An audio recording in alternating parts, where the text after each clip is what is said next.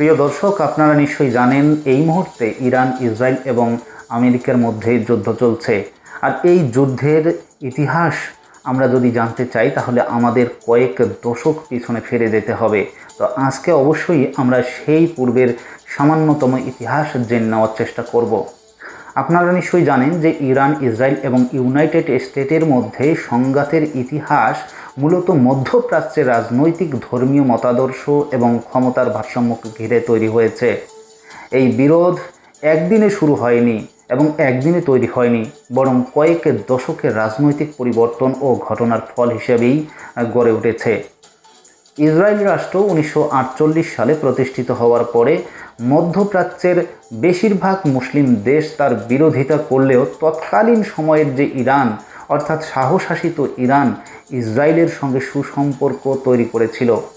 সে সময়ে ইরানের শাসক ছিলেন মোহাম্মদ রেজা পহলভি, যিনি পশ্চিমা বিশ্বের, বিশেষ করে আমেরিকার ঘনিষ্ঠ মিত্র ছিলেন। ফলে ইরান ও আমেরিকা, সেই সঙ্গে ইসরায়েলের মধ্যে কিন্তু একটা সুসম্পর্ক তৈরি হয়েছিল। 1979 সালে পরিস্থিতি একেবারে পুরোপুরি বদলে যায়। আর ওই বছরে ইরানের একটি বড় রাজনৈতিক পরিবর্তন ঘটে, যা ইতিহাসে ইরান রেভলিউশন নামে পরিচিত। আর এই বিপ্লবের সময় শাহ সরকারের পতন ঘটে এবং ধর্মীয় নেতা রুহুল্লাহ খমেনি ক্ষমতায় আসেন। নতুন ইসলামী সরকার ইসরায়েলকে অবৈধ হিসাবে ঘোষণা করে, অর্থাৎ ইসরায়েল রাষ্ট্রকে অবৈধ বলে ঘোষণা করে এবং আমেরিকার বিরুদ্ধে তীব্র অবস্থান নেয়। একই বছরে তেহরানে আমেরিকার দূতাবাস দখল করে কয়েকজন ইরানি বিপ্লবী, প্রায় 52 জন মার্কিন কূটনৈতিককে দীর্ঘদিন তারা আটক করে রাখে। এই ঘটনাটি ইতিহাসে ইরান হোস্টেজ ক্রাইসিস নামে পরিচিত এবং এখান থেকেই ইরান এবং আমেরিকার সম্পর্ক খারাপ হয়ে যায়। সালটি 1980, আর সেই সময়ে ইরান এবং ইরাকের যুদ্ধ চলছে। সেখানে ইরাকের নেতা তৎকালীন সাদ্দাম হোসেন ইরানের বিরুদ্ধে যুদ্ধ শুরু করেন। আর এই যুদ্ধে আমেরিকা সরাসরি যুদ্ধ না করলেও ইরাককে কিছু ক্ষেত্রে সহায়তা করে। ফলে ইরান মনে করে যে আমেরিকা তার শত্রুদের সমর্থন করছে।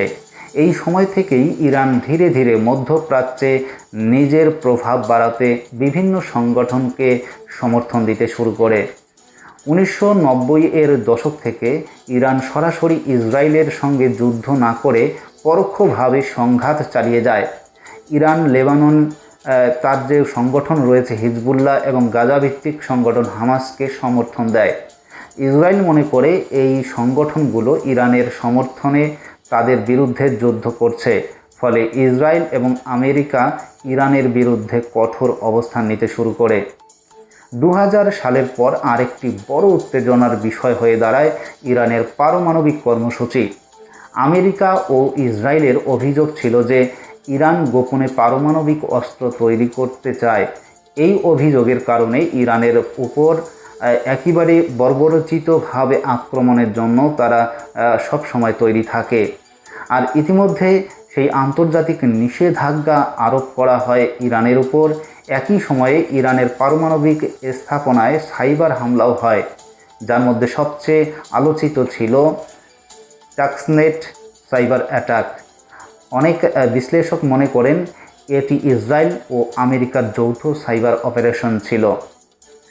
ইতিমধ্যে 2011 সালে শুরু হয় সিরিয়া সিভিল ওয়ার। এরপর সংঘাত আরও তীব্র হয়ে ওঠে।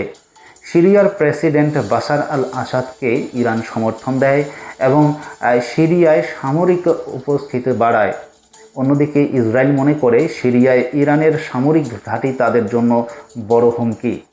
তাই তারা বারবার সিরিয়ায় ইরানি লক্ষ্যবস্তুতে বিমান হামলা চালিয়ে যায়। 2020 সাল, এই 2020 সালে উত্তেজনা আবার বেড়ে যায় যখন আমেরিকার একটি ড্রোন হামলায় ইরানের শীর্ষ সামরিক কমান্ডার কাসেম সোলাইমানি নিহত হন। তিনি ইরানের আঞ্চলিক সামরিক কর্মকাণ্ডের অন্যতম প্রধান পরিকল্পনাকারী ছিলেন। তার মৃত্যুর পর ইরান ইরাকে অবস্থিত মার্কিন সামরিক ঘাঁটিকে লক্ষ্য করে ক্ষেপণাস্ত্র হামলা চালায় এবং তার প্রতিশোধ নেয়।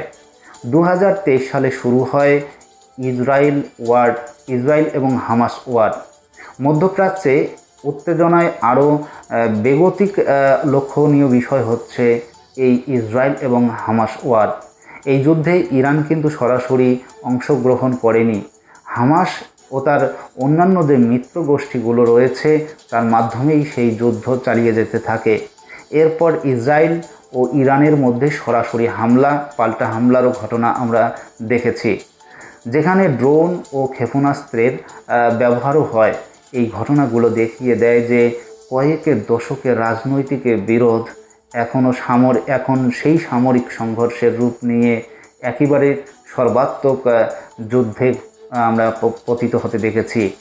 এইভাবে কয়েক দশক ধরে রাজনৈতিক পরিবর্তন, যুদ্ধ, জোট এবং পারমাণবিক ইস্যুকে ঘিরে ইরান, ইসরায়েল এবং আমেরিকার মধ্যে জটিল ও উত্তেজনাপূর্ণ সম্পর্ক তৈরি হয়েছে, যা আজও মধ্যপ্রাচ্যের রাজনীতিতে অন্যতম গুরুত্বপূর্ণ বিষয়।